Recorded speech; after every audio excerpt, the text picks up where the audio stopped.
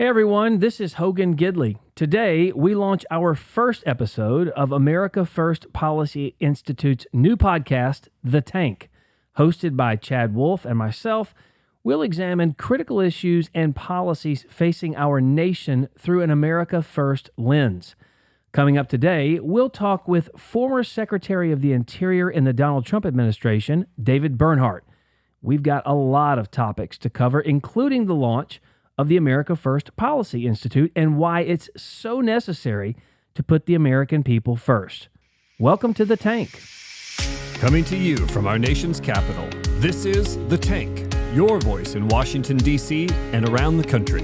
Broadcasting from the America First Policy Institute offices in D.C., this is the premier think tank podcast where we discuss the challenges facing our nation, talk policy, and advance America First solutions.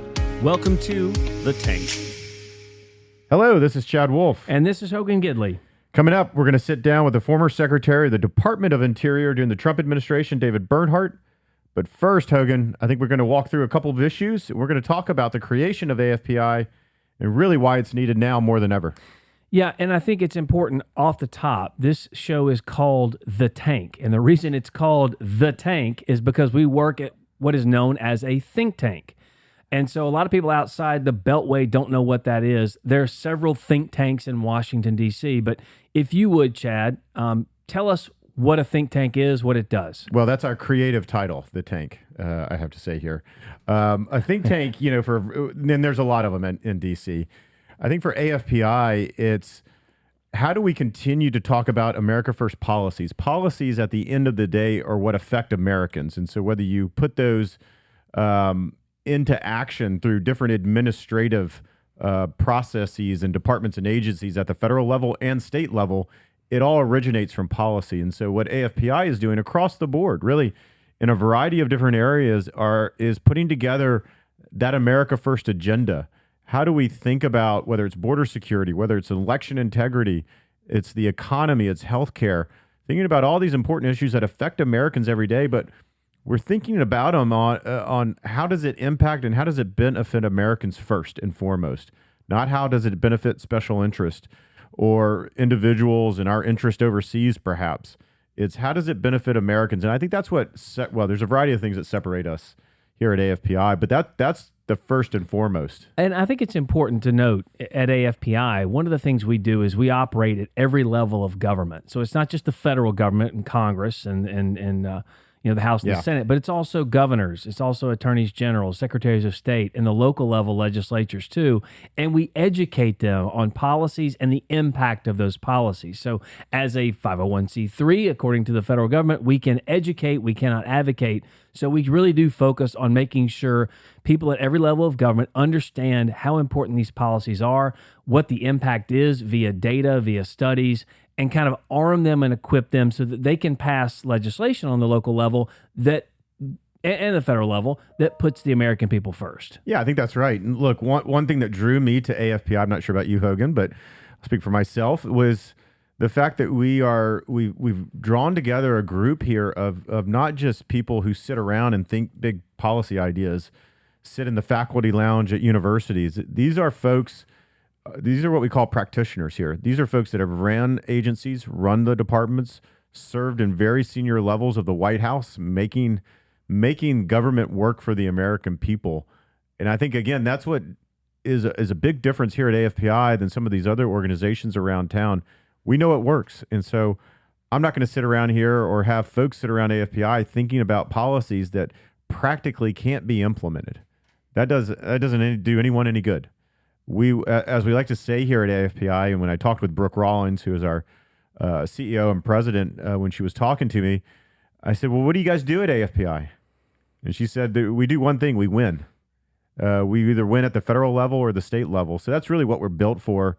There's a variety of ways that we go about that. But I think that's what's kind of one of the most interesting things about AFPI. Well, let's get to the beginning of it, because over the course of time, in just 2 short years, I mean, we really have built this thing out quickly, but we've assembled an experienced, efficient, and effective team of 160 plus people, formed 20 different policy centers, and launched multiple initiatives. including our fight for Homeland Security, economic prosperity, how to properly deal with China, an American Leadership Initiative, the Center for Election Integrity, as you mentioned, and so many more. So walk us through kind of the founding of the America First Policy Institute and kind of some key moments, benchmarks, successes so far. Well, I think it's a great story, and it really starts with Brooke Rawlings, Linda McMahon, and Larry Kudlow. I think those are the I've three heard of folks. Well, I think most people have. So they came together with the idea, as the Trump administration was drawing down. And I think the discussion that they were having at the time is, how do we continue some of these really successful policies over the 4 years? As I often say, whether you love President Trump or whether you maybe just liked him or you didn't like him at all, what you did like were the policies and the prosperity and the security that we had during those 4 years. And their idea, which is it's just such a fabulous idea, is let's continue to advocate and build on those policies across a variety of different really important issues: healthcare, election integrity, national security, foreign policy, higher education, all these different issues.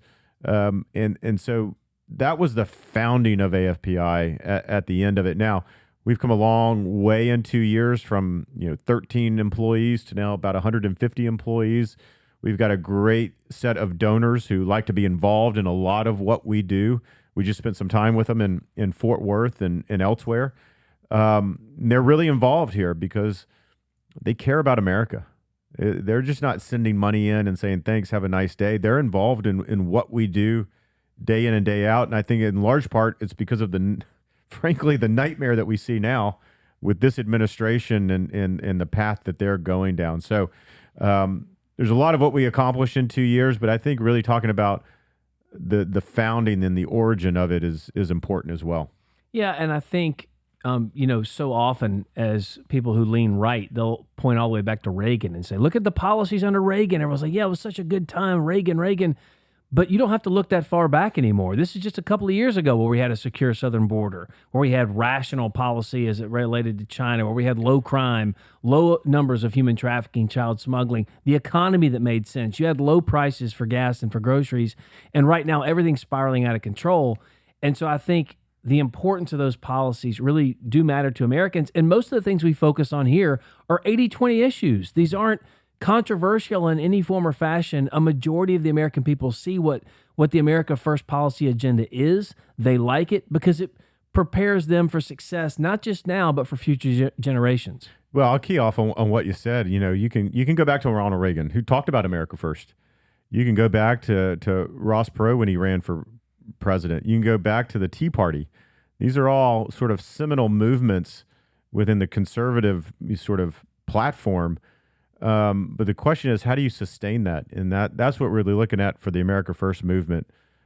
Regardless of who that might be, that's putting their name in the ring for president in 24 and beyond. My guess, and I think it's a pretty good guess, is they're going to be running on an America First agenda because they saw how successful it was. And I think, as you indicated, 80-20 issues. 80% of Americans, when you talk to them about these America First policies, they agree with it out of hand. So it's great. Hogan, let me ask you a question here, because we all bring a unique set of sort of background and experiences. And I know why I came to AFPI.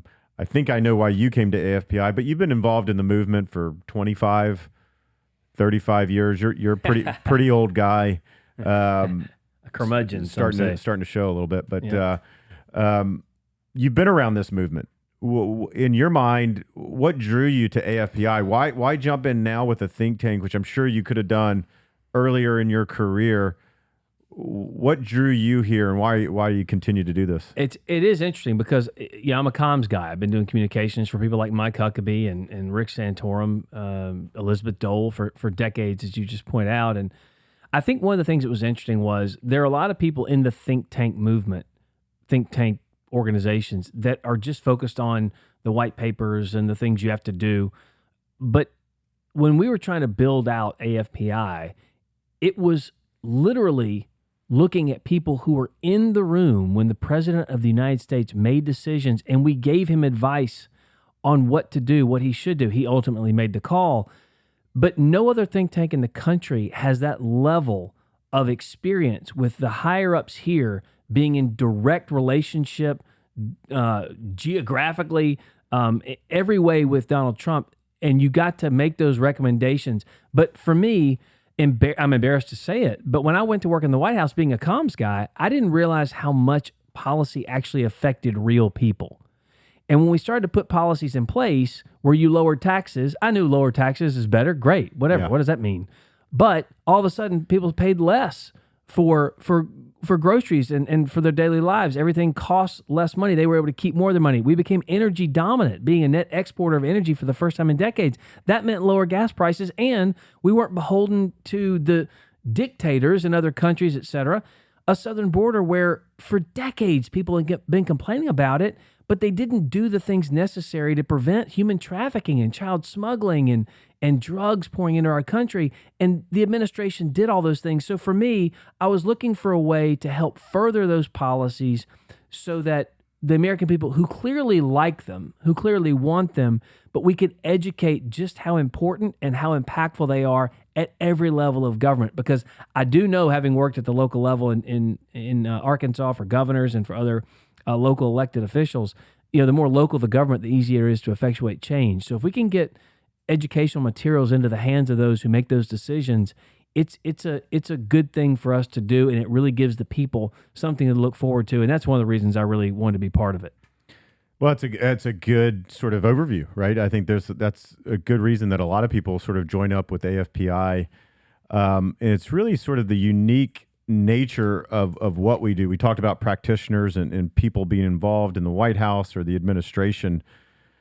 I think that is really something unique that you don't find elsewhere. Right. Not this many folks that have come together, right? Right. We talk about 10 former cabinet officials, but we have a lot of just senior officials, both at the White House and across departments, and they could be doing a variety of different things, but they've decided to throw their hat in the ring one more time.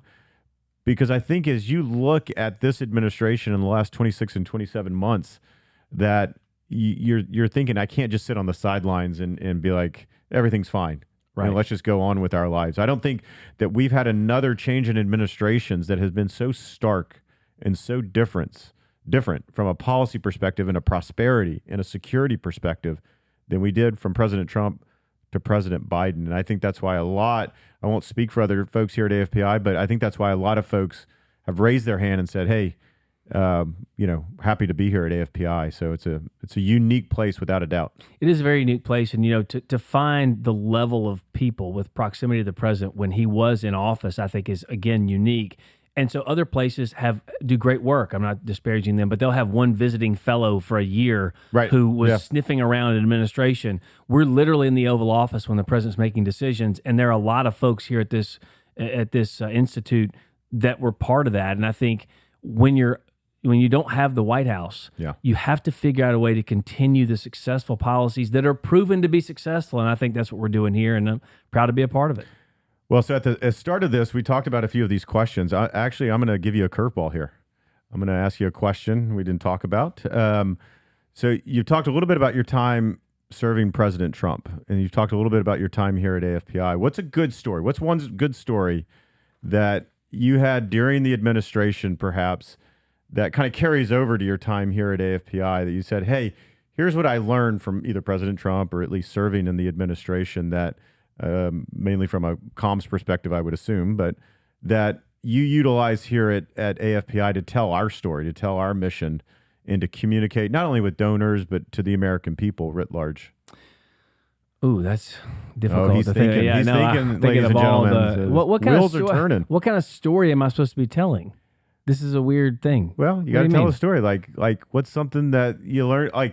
So what I learned from the president that I take, right, I'm going to answer my own question because you got deer in headlights with you here, is, pushing us to areas that the federal government wasn't used to going, right? Yeah. Pushing us, as I like to say, being uncomfortable, but within the confines of the law, of course, and our authorities. And so I bring that here to AFPI to say, we're just not here to regurgitate some talking points. We're here to talk and to do things, unique things for the American people, and to blaze the way on some of these policies. Now, look, we don't get to implement those policies, but we help to try to get them passed so others can. But it's coming up with those unique policies that maybe folks haven't thought of or maybe haven't had the courage to actually pursue. I think that's in large part kind of what I take out of the administration in here at AFPI. I think now that you said that, I basically say two things. I think the federal government's not designed to move quickly for good reason in large measure, but sometimes it needs to move quickly. And I think the previous administration had so many ideas of how to utilize partnerships with the private sector as well, that we were able to do things at a much more rapid pace than typical government officials are used to moving. And like you said, uncomfortable. It made a lot of people uncomfortable because they didn't want to move that quick. They just wanted to sit back and rest and relax and get their paycheck. And I think Donald Trump said, no, we're going to move quickly because there's a finite amount of time we're in this office and also on this earth. And we need to make the best positive change for the American people we can, and did that. And from a calm standpoint, I would say there are so many norms that have been broken in the last several years, up to and including the last 4 in the administration, on how you typically handle issues and how you typically fight back. And I think in large measure, people on the right consistently like to have the mentality of, if I give the media a little bit of self-deprecating, self-loathing, comment, they'll understand it. They'll give, when I'm right, they'll say I'm right. That's not the case. And I think the previous administration said, from now on, we're just going to say no. We're going to fight, and we're going to tell them, you don't have to believe the status quo. You don't have to listen to a media narrative. You can fight them on their own turf, at their own game. And I think we did that very successfully. And so the American people, via various social media platforms and other things, got to hear directly from the President of the United States without the filter of cable news hosts at any network. And I think that was unique, exciting, difficult to handle at times for many people. But I think it was one of the things that made us so successful. So, I'd say a combination of those two things was something I bring here. Yeah. I mean, I think we could have a deeper conversation about all the different, sort of lessons learned from the administration that many of us are still utilizing today. But we got to move on. We're going to jump into our next segment. We've got a man here who fought the deep state, the red tape, helping to make American energy independent. Pleased to be joined today by former Secretary of the Interior, David Bernhardt. Secretary Bernhardt is actually the only individual, the only person to ever be confirmed by the Senate to serve not only as the solicitor, the deputy secretary, but also the secretary of the Department of Interior. And as that time and as his service under President Trump, he led efforts, obviously, to enhance energy independence, establish a common sense energy regime, promote conservative stewardship, and much, much more. For those who are not aware, he's now chair of AFPI's Center for American Freedom. He's also the author of a new book, I would say AFPI, one of AFPI's first books, You Report to Me, which Axios has now called the how-to guide for dismantling the deep state. Secretary Bernhardt, pleasure to be here. Welcome to the tank. Thanks for having me. I'm thrilled to be here. We appreciate it. We're excited. Look, we love the secretary. I think he's wonderful. I think he's smart and he's brilliant, and he's going to have so many good comments on the deep state, which we're all concerned about. Without a doubt. But before we get there, so I took a little poll at AFPI, and the poll was this. Who is your favorite former secretary? Guess who came in number 1? Linda McMahon. Love Linda, but no. Larry Kudlow. Not a secretary, but good try. Robert O'Brien. You got to pay O'Brien? attention a little bit more. Secretaries? No. I don't know. Secretaries. Oh, I don't know. The man sitting right here. I believe Without that. a doubt, polling was way high at I AFPI believe that day. My first interchange ever with Donald Trump, alone, without any other press people, was myself, Bernhardt. Oh. And I think you had one guy with you. Now. It was a fun. No, it was great. It was a good conversation to have, and it was very fascinating. And I got to see him operate and work, and have since become friendly with him. And the secretary tells great stories and is funny, and so I'm sure we'll get a lot of those today. Well, let's get to it. Before we jump into your great background, obviously the great work you did at AFPI, your book, and everything else, you do head a center here at AFPI. So maybe talk to us on what drew you to AFPI and the kind of work that you do now, and why, because I've heard you talk, why you're so passionate about it. Well, to be very honest, as the Trump administration ended, and then I learned that folks were beginning to build AFPI probably in February of 21, And I was so, frankly, enthused by the president's American First policy initiatives. And I had a grave concern that there would be a concerted effort to hide and obfuscate the incredible progress that had been made with American First policies. And so when I learned about AFPI's creation, I came, and it's actually covered in the book. I came to Brooke Rollins and Linda McMahon, and I said, "Hey, I would love to help in any way I could." And they said, "Well, what do you think about deregulation?" And I said, "Boy, I love deregulation." And so off to the races we were. And I ended up with a colleague, James Shirk, who's just incredible. And we've done a lot over the last 2 years. So it's been a very exciting time for us. You talked about kind of the deep state and that setup there. And this is kind of a fascinating topic because a lot of people say it's a talking point. It's not real. But so much has come out in the news lately, dating back before the Trump administration and, of course, up to and including just recent revelations from a Durham report that was shocking in so many ways. Talk a little bit about how serious it is, how operational it is, how effective it is, and how it really works to undermine an administration if that administration they feel somehow threatens their fiefdom or they don't appreciate their ideology or policies. First, that's a great question and a segue. The reality is that we need in America dedicated civil servants every day, and the fact of the matter is that there are literally many incredibly dedicated civil servants working every day, whether it's on the front lines of law enforcement or in offices, just getting the nation's business done. But at the same time, there are individuals who have taken their responsibility as a civil servant and moved that from being a technocrat who's there to aid whomever is elected. They've moved from there to being a passionate advocate for a cause or a outcome, and that undermines representative democracy on one hand, but more importantly, it fundamentally can harm getting the nation's business done. I'll give you a couple examples. When a president is elected, whomever, whether I disagree with that president or not, that president is in charge of the executive branch. And the role of the civil service is to help that president and his political appointees accomplish their mission. And if they are, if the employees are frustrating that mission, that fundamentally undermines the will of the people. And when I was a young political staffer in the Bush administration, what we would often see is folks simply didn't want to help. And we had to find a way around those folks and move forward with our agenda. In the Trump administration, and this is really outlined in our book, You Report to Me, what you see is example after example of employees not merely not wanting to help the president accomplish his agenda, but more importantly, actually frustrating the agenda or doing the opposite. And in 2016, this started immediately after the election. You could see press report after press report of folks saying, hey, resist.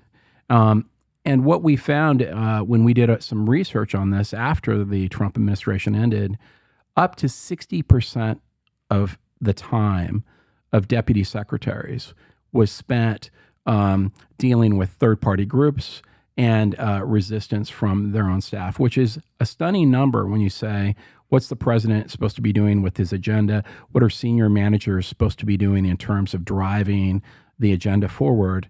And to be focused on either efforts of a resistance or incoming of third-party groups is just not the way our country should work. But that's like having a head coach fired at any team, and then a new coach comes in, and the management forces you to keep all the assistant coaches. Yeah. Well, that's exactly right. So how do you even begin to stop something like that? Well, I think it's for our listeners who maybe haven't served in government, it's like a CEO who comes in, but you can't fire anyone.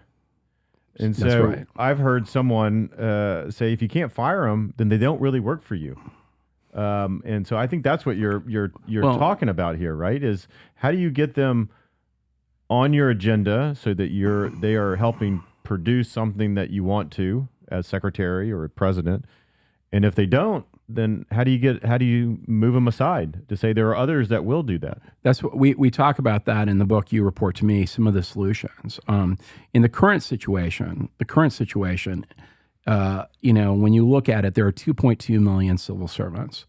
Every election, that's a lot. Every election, there's about 3,500 political appointees come in, and so in motivating the civil servants, in motivating them, the presumption has been for many, many years that their oath of office was the motivating factor, that they have committed, they've sworn an oath to well and faithfully execute the laws and the Constitution. And that is fundamentally the driver.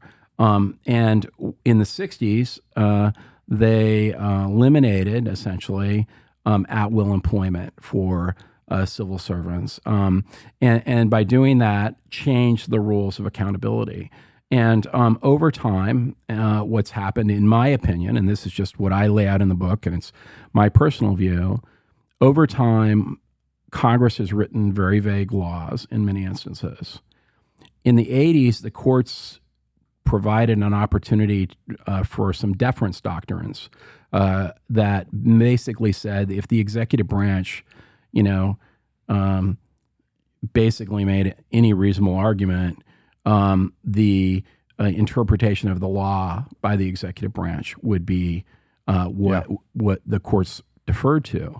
And those two instances, coupled with the lack of accountability in the executive branch, in my opinion, really allowed folks in the civil service to continue to stretch legal interpretations and their own actions. And frankly, political leaders, and this gets to your question, right? Political leaders in these agencies often don't have the courage, the experience, and the knowledge to challenge and overrule poor decisions made by lower level civil servants. And there's a reluctance to do that. And there shouldn't be a reluctance to do it. The reality is the political appointees have the authority, and they should look at the facts, the law themselves, and make these decisions. But there's so many decisions out there, and so many are poorly made. It's a great point. And why is this so important, right? We talk a lot about the media, big media. We talk a lot about higher education and universities and Hollywood. And these are all sort of levers that the left has to promote their messaging and their viewpoints. And they use the government to do the same thing, even when they're not in power, right? We saw this during the Trump administration, even when they're not in power. So the idea, and of course it's in your book, of how do you take back that administrative state? So if a conservative or a Republican or an America First president comes into power, how do they get that administrative state to work for them? They were elected, and it's so critically important, because if not, you're sort of just handing over the keys and saying, we want an election, but I can't get any of that agenda or that policy agenda through. What I have learned in my 12 years of service in the executive branch is this. The number one, if you are willing to be the decision maker and you provide clear guidance and are relentless in its application, the agencies will come in line, at least the vast majority of the agencies. But here's what it takes, and these are the big tricks, in my opinion. First, you need a president that's clear and consistent with his policy or her policy. Second, you need leaders in these agencies that are confident in the legal regime and the processes and understand where to get the facts to make the decisions. And then they have to be aggressive at moving forward with the president's agenda and be willing to hold people accountable.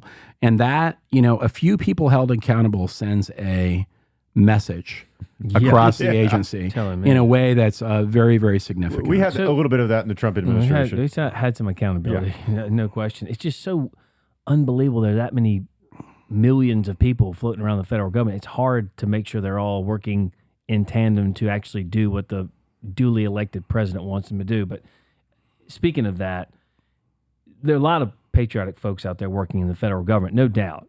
But it seemed like in the Trump administration, of which you were a part, there were also a lot of federal employees who pushed their own personal agendas, as you just kind of talked about and outlined. But is that something you experienced directly in the Interior Department? And if so, can you give us a story? Tell us something about it. Not you, Chad. I'm raising my hand. I experienced it at DHS, but I'm gonna defer. I'm gonna ask him. We have, I think, in all these agencies, and what we've done with You Report to Me, which I think is really interesting, is there's an entire chapter that was developed through the work here at AFPI of interviewing political appointees at a whole host of agencies. So you don't just get the view of David Bernhardt at Interior. And to be frank, most of my experiences were positive, and I'll tell you why. I had worked in these agencies for 8 years, and people knew that. I had in this particular agency, I was a known commodity. I knew my stuff, and for them to come in and feed me a line of a line that was factually questionable was a very precarious position to put them in. I recently had a superintendent of a national park tell me that his first time briefing me, we got through the briefing, and I said, I have a question about page 230. And he said he panicked because he realized he probably hadn't even read page 230, and he never forgot about it. But we did have folks that had very, very significant experiences. My experiences tended to be really a relationship of a person was so passionate about their particular issue and ideal, thing that they were working on, that they had a hard time seeing the forest through the trees. So I have a great vignette in the book where I'm meeting with a person that manages a particular effort related to the Endangered Species Act, and I'm introduced to her, and I say, "Hi, my name's David. What do you do?" And she says, "I speak for the mice. I speak for the mice." Now that wasn't actually her job, but she viewed it that way. And there are a lot of very passionate people that focus on their particular thing, and in doing so, ignore the law, the regulations, and the application of their responsibilities to the American people. And it's not about, are people good or bad to David. Hold on. I speak for the mice. Speak for the mice. Hold on a minute. What did you say when she said, "I speak for the mice"? Well, to be very candid, I asked her what law that was in, and she said the Endangered Species Act. And I said, "Well, you picked the one law that I know by heart, so I know it's not there." And so then it became kind of awkward. But at the end of the day, that's not important. The important component is the government is not delivering great results for the American people, and whatever direction the American people want to go, they exercise through the ballot box. And all of us have an interest in that process working, even if we voted for the person that didn't win, because next time around, we want to make sure that we have a fair shot too. And the civil service is critical for if they stay in their lane, they're critical for allowing us to move forward in a better way. And that's where we need to go. And I'm sure you met, as I did at DHS, there are civil servants that are good. Fantastic. That actually put aside their political leanings one way or another and just do the job and will actually implement what you, as the secretary, I'm sure, told them to do. That's right. But it's the bad actors, it's the bad apples that outweigh and get the news and get the media. I unfortunately had not the privilege to serve with Mr. Anonymous, if you remember that guy, right? This is the individual who came out and basically ripped that guy in the press. I ripped that guy. Yeah. I had a great quote on. Go ahead. But he served at the department for 2 years, evidently writing a book, unbeknownst. While you're working with the person. Yeah, I'm saying, that's awkward. It would have been helpful for you to run a couple more meetings that I stayed up all night doing. And so it's not that's only, even worse. But it's not even career bureaucracy. He was a political. That's even worse. Right? So it's even worse. So it kind of. It's all aspects of what's going on here. It's incredible. I'm sure you got a million other stories. Let me shift the conversation. It's a great book. Highly encourage everyone to pick it up. great read. It's a fast read too, but if you like this stuff, you're going to go through it very, very quickly. Let me shift topics for you a little bit, because I've also heard you talk a little bit. And it's really why AFPI is here in some regards. We talk about a group called Arabella Partners. And we talk about this from the perspective of how does the left has all these different organizations, not only here in D.C., but I would say around the country, right? Advocating for them, whether they're in government or out of government.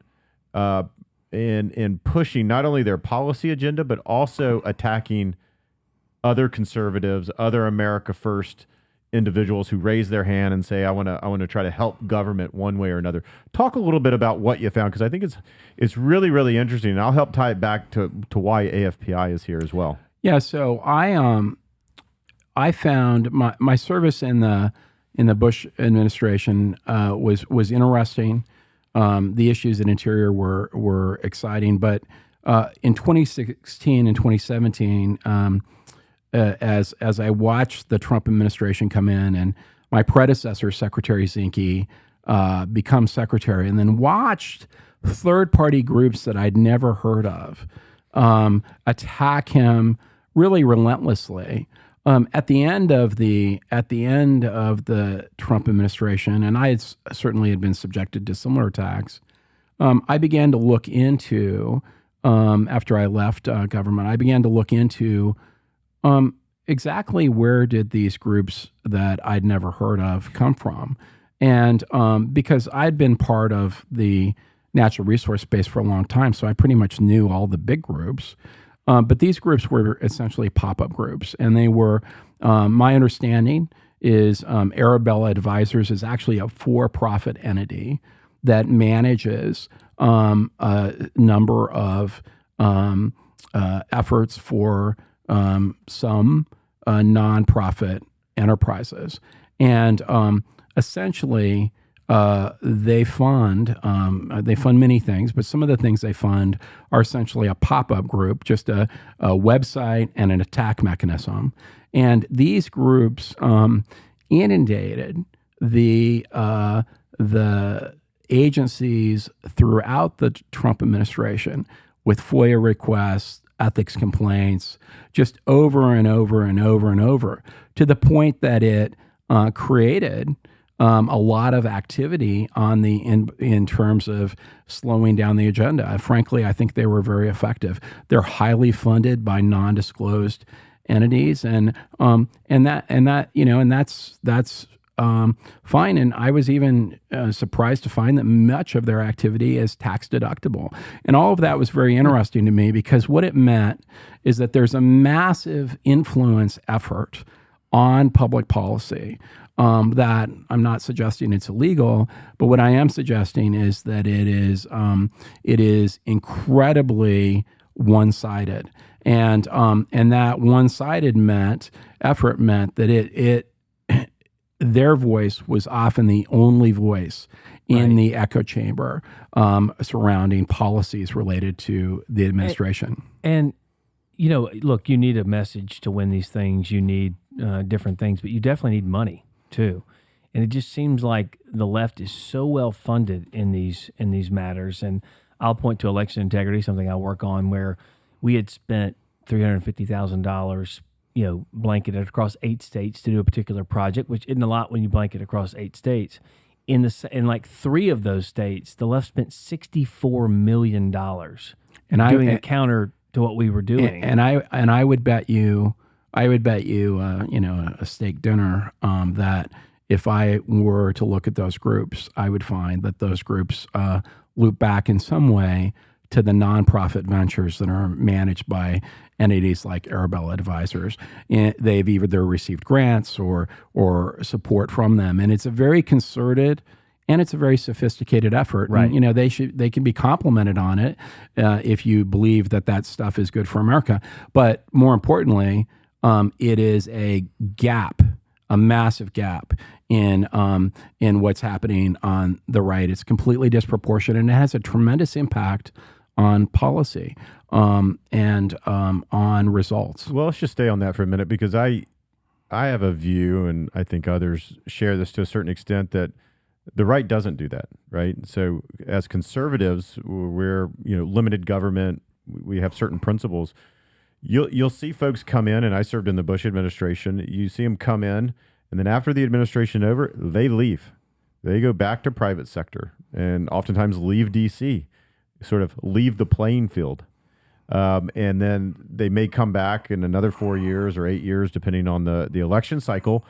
But it's almost they start from ground zero again. And every 4 years or every 8 years, it's ground zero, where the folks on the left that you just described, they're building this not only this network of interest, like-minded interests, but also a network of personnel, a network of policies, loyalists, yeah, and they don't ever leave the playing field, whether they're in power here in D.C., in the States, or elsewhere. It's just continuously funded, and so this is I'm not saying that is why AFPI is here, but in part it is, right? This is, we talk about the 100-year movement here at AFPI, and we're not leaving that battlefield, whether we're in power or out of power, because this is what the American people who are not in D.C., who are not in New York or on the West Coast, in middle America, who are looking at things that are going on here saying, boy, these guys are not operating on all cylinders. And why don't they talk for me? And it's because I don't think, well, in part AFPI hasn't been here, but we don't have a sustained effort on the right, even when we're out of power, to keep these policies, to keep this movement going. Well, Chad, that is a very insightful and I would say accurate comment. And I mean, the reality is, you don't have to even go outside of the White House, the current White House, to see this. I mean, you have the head of the Center for former head of Center for American Progress, leading key efforts. If you were to go throughout the administration, you would see a massive, and I mean a massive number of appointees in the Biden administration who are from advocacy groups. I mean, it is unbelievable. And your point is exactly right, that they have, in many instances that I'm aware of, they left the agencies that they were working in. They went and became advocates to groups that cared about those issues, and now they're back working on those same issues. There's no question about that. Well, look, okay, all that's legal. You talked about it is Arabella, that's legal too, and it's incestuous, but it's legal. I have a question, though, as it relates to kind of this Durham report, okay? Bringing it back to the current. I like it. Yeah. Well done. So well I'm really angry about so many pieces of this because I was stuck defending it for years. It was a joke and a hoax and all that, whatever. Is anyone ever going to be held accountable for it? I mean, think about not just what the country went through. They brought up Papadopoulos on TV the other night, and I was like, I completely forgot about that guy. His life was ruined. But like the Comers, the Clappers, the Brennans, the Morells, all these people did all of these things. It now goes all the way up to the top of the Hillary Clinton campaign, the Obama White House, Biden knew. Like all of these people knew. And it's like in D.C., all you're going to get for that, you're not even there's no serious question. There's no concern about your future. You're going to get a TV deal. You're going to go to another. If you're on the left. If you're on, that's what I'm saying. Yeah. If you're on the left, it's like they protect their own in a way that I've never seen before. And not just their own, they prop them up and take them out. Like, this is an elected official. How Adam Schiff is ever allowed on television when he said he saw it. He had stone cold evidence. I mean, he lived in the green rooms at CNN and MSNBC. I mean, I don't think he had a meal except off of their little trays of bagels and fruit for like months. Had a tent. And I mean, I know he lived there. He had to have because he never left. How do those people have not just credence or credibility? How are they not in jail for the lies and the things they put this country through? Well, I mean, if you're asking, are they truly going to be held to account? The answer is, of course, no. And they're, to be fair, it's made me more angry. And I highlight in this in the book, 20 years ago, I was in a meeting in the Bush administration with Karl Rove, and he basically said, look, if you work at the Department of the Interior, you're part of Pickett's Brigade. And what he meant is, for those of you that aren't familiar with Gettysburg, that's probably not the best brigade to be part of. And what he really meant is if you decided to be a political appointee in a Republican administration at Interior, we expect a heavy loss of casualties, right? And the truth of the matter is there has always been different standards to a certain extent. But what you see here is not only the political appointees. What you've seen is former career officials were deeply involved in some of this stuff. And as you look at these individuals, what you begin to see is that there was truly a bias in the career ranks as they begin to look at this stuff. And that's very damaging for both the confidence of the American people in outcomes. And, frankly, we need people at the Department of Justice and the FBI to be beyond reproach when they do their job, because it's important to the stability of our country. And so what it should do is serve as a wake-up call for everyone to say, hey, we can't, even if we find something or somebody or a candidate, to be somebody we don't particularly admire, we cannot, as a society, say we're gonna skip over laws, we're gonna skip over points of exoneration because we prefer somebody over somebody else, and you destroy people. You literally destroy people in the mix, and that's unfortunate. So I have a question. It's one of two options, and you have to pick which one this is. Okay? Oh wow! Here we go. So with what we now know, the deep state did as it relates to a fake relationship with Russia and Trump, we know they did that. Fast forward to the Hunter Biden laptop and the 51 intelligence agents who wrote on signed a letter and said this is all Russian disinformation. Here are your options. Either one, the intelligence community has no idea what real Russian disinformation is, or two, they do know what it is and they just lied about it. Which one is it, Mr. Secretary? So I think they probably got caught up in a moment and didn't, they didn't do their diligence. And and I don't know all the facts, obviously, but they jumped to a conclusion. And, history shows investigations where that has happened. And my concern is they jumped to a conclusion because of a political bias, and they ignored things that would exonerate people, and they didn't question where the information was coming from. And those are all very, very flawed things for the FBI or anyone to do at the level of a presidential candidate. But think about that for the average American. Well, I think you're being kind of nice to them, frankly. Me too. When you say they jump to conclusions, look, these are all senior level people.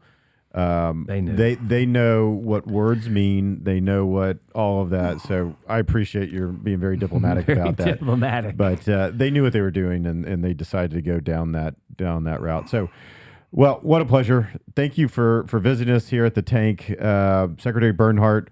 Just a true gentleman, leader, American hero, all of the above, and AFPI's favorite former secretary. Thanks for being here and being on the Tank. Thank you. No, really appreciate it, Mr. Secretary. I really appreciate your service to this country.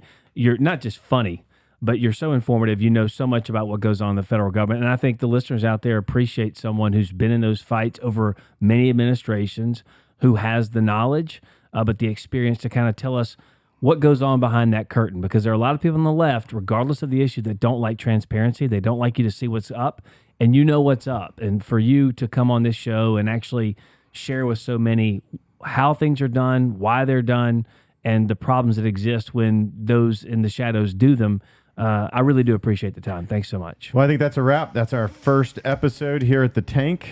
Make sure you subscribe today so you won't miss any of the upcoming shows, and we will see you next time.